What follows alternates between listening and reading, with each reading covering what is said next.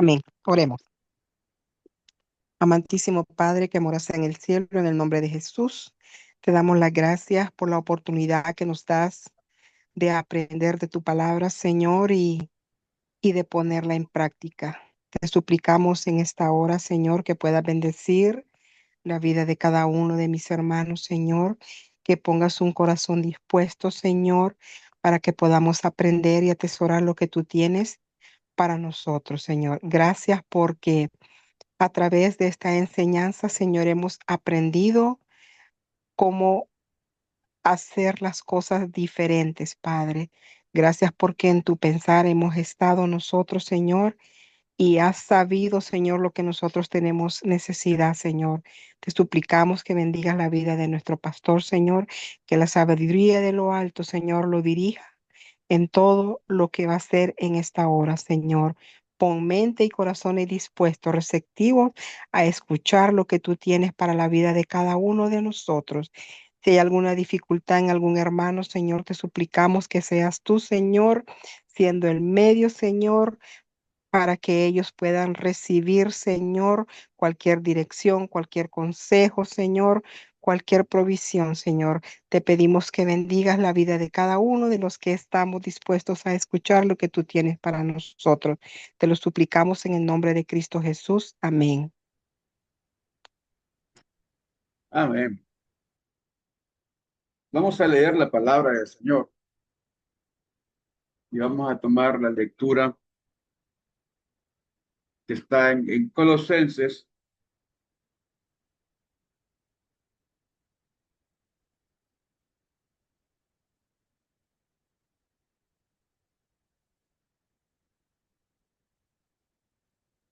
y vamos a leer en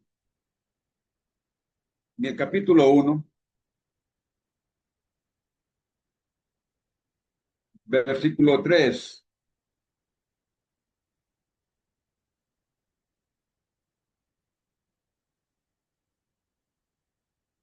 Dice la palabra de Dios: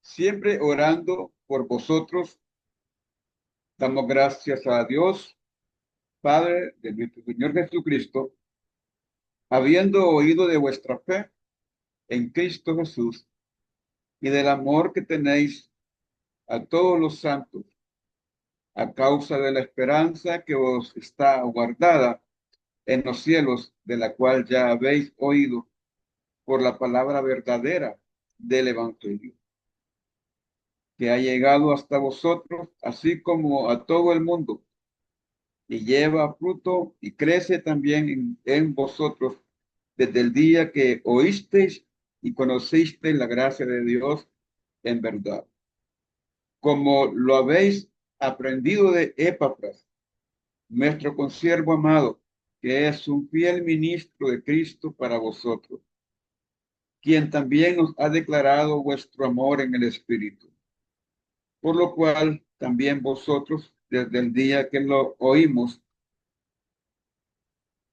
por lo cual también nosotros, desde el día que lo oímos, no cesamos de orar por vosotros y de pedir que seáis llenos del conocimiento de su voluntad en toda sabiduría e inteligencia espiritual, para que andéis como es digno del Señor, agradándole en todo, llevando fruto en toda vuestra obra, en toda buena obra, y creciendo en el conocimiento de Dios, fortalecidos con poder, conforme la potencia de su gloria, para toda paciencia y longanimidad, con gozo, dando gracias al Padre que nos hizo aptos para participar de la herencia de los santos en luz, el cual nos ha librado de la potestad de las tinieblas y trasladado al reino de su amado Hijo, en quien tenemos redención por su sangre, el perdón de pecados. Bendito Dios. Esta lectura de la carta a los colosenses de Pablo, es interesante la introducción, porque Pablo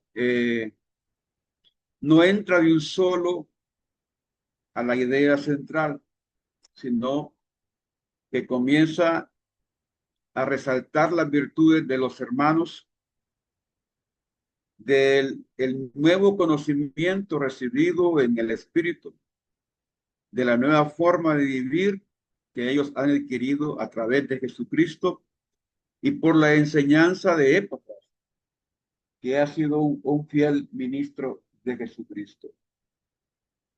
Lo interesante aquí es que Pablo, con todo y eso, Pablo en el versículo 9, me gustaría que ustedes tomaran ese versículo, después de todo lo que él recibió, la noticia que él tuvo acerca de los hermanos de la iglesia, dice, por lo cual también nosotros, desde el día que lo oímos, no cesamos de orar por vosotros y de pedir que sean llenos del conocimiento de su voluntad en toda sabiduría e inteligencia espiritual. Y quiero que rescatemos este versículo, el versículo 9 del capítulo 1 de Colosenses, que lo rescatemos para que podamos tomar de este versículo, que podamos interpretar y que podamos nosotros mismos vernos frente a este versículo. Sobre todo porque la intercesión,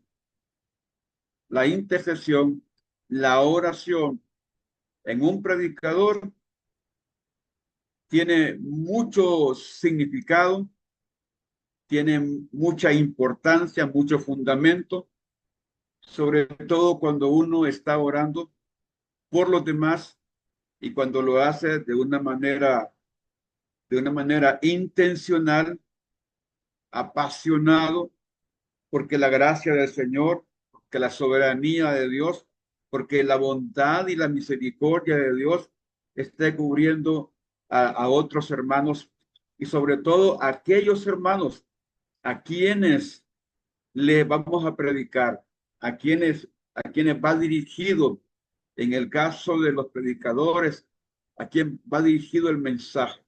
Entonces, la intercesión previa es importante, eh, tanto para preparar el terreno, preparar los corazones, para que el Espíritu Santo se adelante a ministrar sus mentes, que el Espíritu se adelante a tocar sus corazones y de esa manera la palabra corra y sea glorificada. Pero aquí el objetivo de la oración de Pablo hacia los hermanos de Colosa,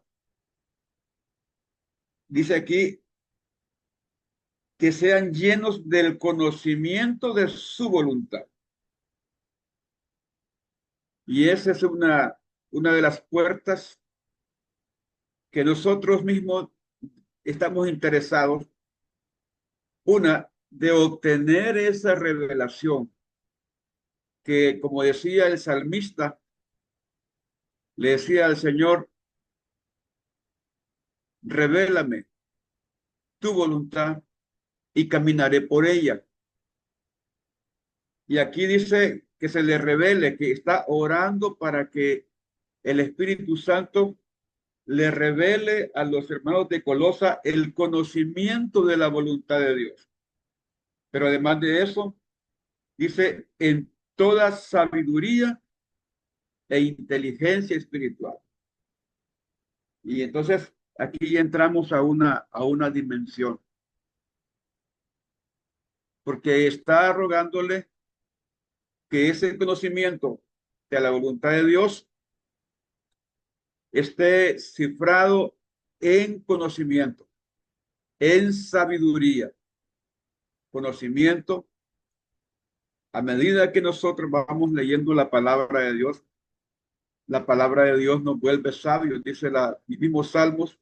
Cuando uno lee Salmos 19, por ejemplo, dice que hace sabio al sencillo, que la palabra de Dios hace sabio al sencillo.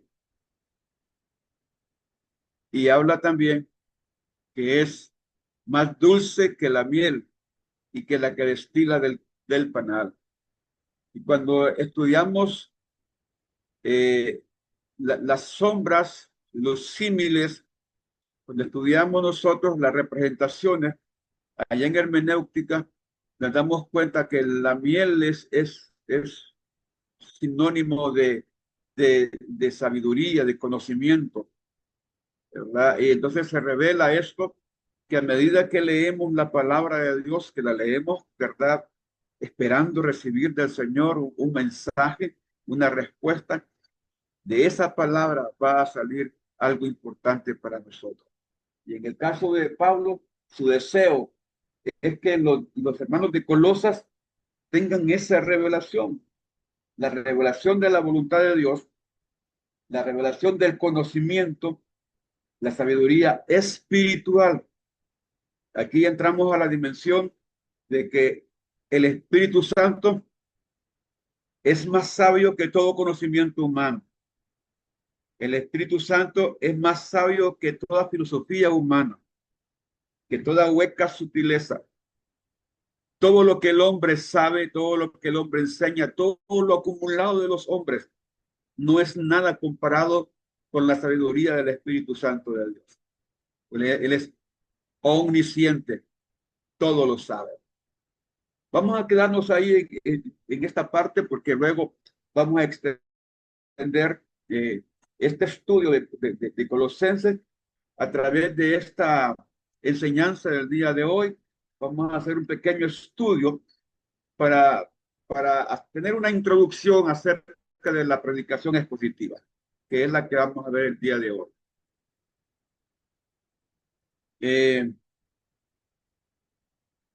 Ya tienen ustedes el material. Disculpen que se los envié bien tarde, pero hubo una complicación con el Office que yo tengo. Todo se me desconfiguró y me envió todos los trabajos que tenía en Word, me los mandó hacia otra plataforma y he estado buscando la manera de cómo recuperar todos los documentos, pero recuperamos por lo menos así. No está todo el material, pero la gran parte de lo que había preparado, porque esto ya lo preparé de la semana pasada, ¿verdad? Se quedó en la otra plataforma. Pero veamos acerca de la predicación expositiva. En este material estamos haciendo énfasis en la predicación expositiva. Hasta este momento nosotros estamos buscando en una forma muy diplomática, buscando que la metodología para interpretar los mensajes que vayamos a predicar sea una metodología sana, que no dé lugar a demasiada injerencia de lo preconcebido en nuestra mente, sino que la interpretación sea lo más literal, lo más espiritualmente posible, pero bíblicamente sustentable. Así que aquí tenemos el propósito que el alumno, al usar la predicación expositiva, sea sensible a las necesidades espirituales de su iglesia, satisfaciéndola en la medida que las discierne. Y la introducción dice que predicar expositivamente tiene grandes ventajas. El predicador se ve obligado a conocer cada texto que explica. Repito, el predicador se ve obligado a conocer mejor cada texto que explica. La congregación cobra un mejor conocimiento de lo que es el mensaje total de las escrituras y además Dios ha prometido bendecir al que escucha su palabra. Estas son tres buenas razones para esforzarnos aún más por entender y exponer el texto. Conocer mejor la palabra de Dios nos dará un mejor conocimiento acerca del Dios de la palabra. Entonces, aquí en la introducción nos planteamos tres cosas. Número uno es que uno no puede predicar ni debe predicar de lo que uno le gusta, de lo que uno sabe. No, uno debe de predicar según las necesidades de la congregación. Eso es interesante, conocer de qué adolece la congregación, qué le hace falta, qué falencias presenta. Si preguntamos entre todos los estudiantes que nos den una falencia que han observado en la congregación, cada quien va a tener lo suyo. Cada quien va a mostrar algo que le parece que podíamos hacerlo mejor o que no lo estamos haciendo bien. Entonces, con respecto a eso, a lo que uno ya conoce, a la que uno ve, ahora, una es la perspectiva nuestra de cómo deberían de ser las cosas. Y otra cosa es que esa perspectiva nuestra esté aparejada con la voluntad de Dios, aparejada con la visión, porque no todas las perspectivas proceden y conducen a una visión concreta. Algunas veces solo son nuestros pareceres. Entonces ahí tenemos que tener cuidado. No es algo que a mí me ha estado golpeando todo el tiempo, que me ha estado afectando, porque yo pienso que debería ser de esta manera. No, hermano, no, es que tenemos que orar. Por eso hablo de orar profundamente para que el yo no sobresalga en todo esto. Porque cuando el yo está metido en la búsqueda, ¿verdad? De que la palabra ratifique mi sentimiento, mi presentimiento, mi pronóstico, entonces ahí no estamos haciendo nada.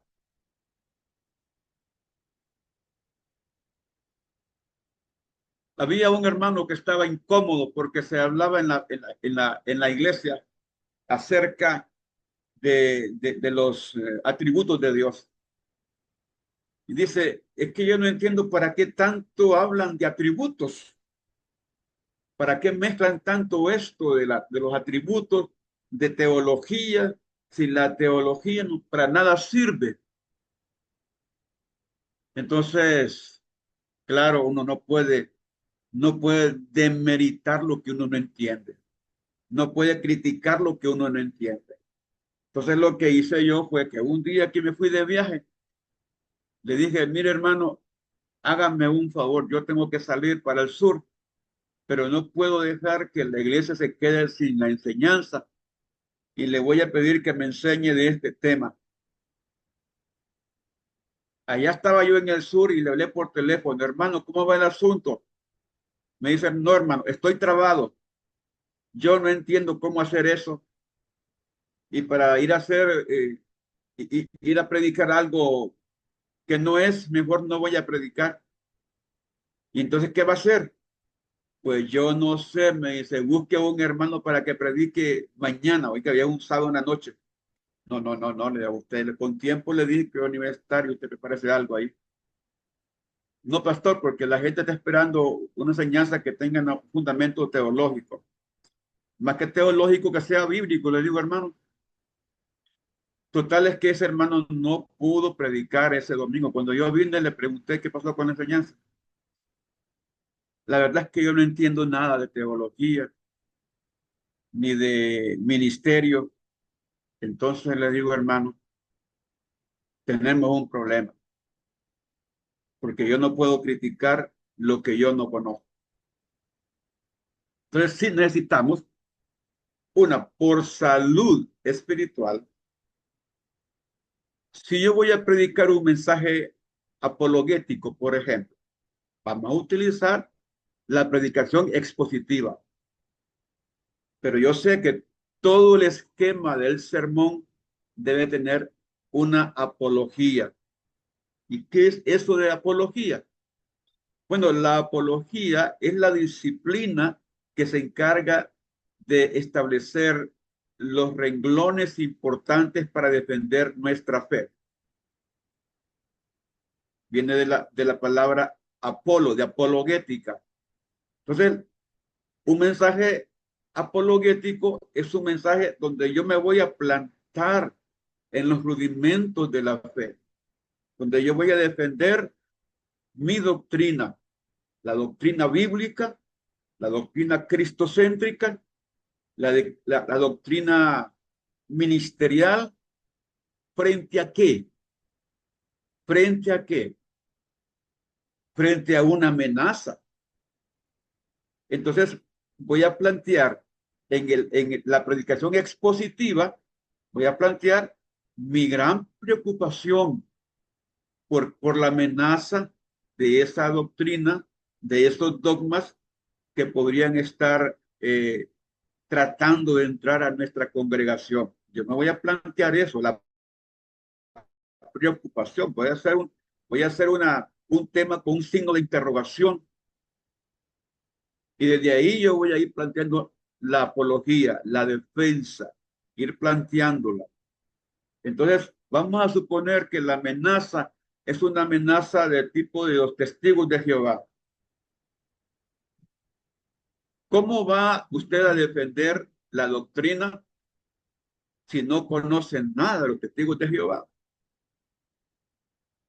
Entonces, uno tiene que estudiar de ellos para conocerlos.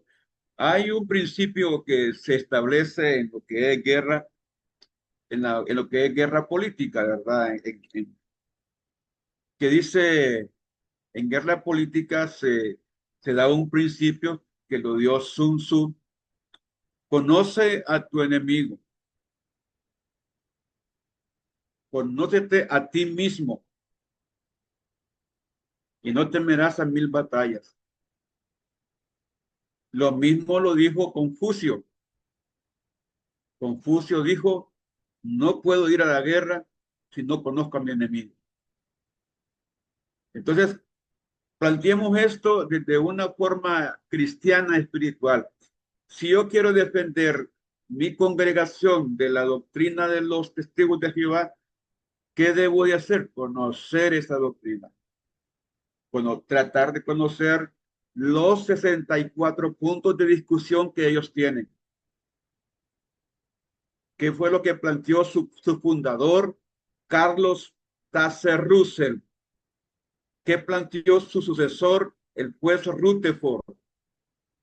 ¿Cuáles son esas exposiciones y por qué transformaron la Biblia de la traducción que tenemos, que es la Reina Valera, que es la que más usamos nosotros, a la traducción del Nuevo Mundo? ¿Y qué presuposiciones hay en la traducción del Nuevo Mundo? Entonces yo voy buscando esa respuesta y, de ser posible,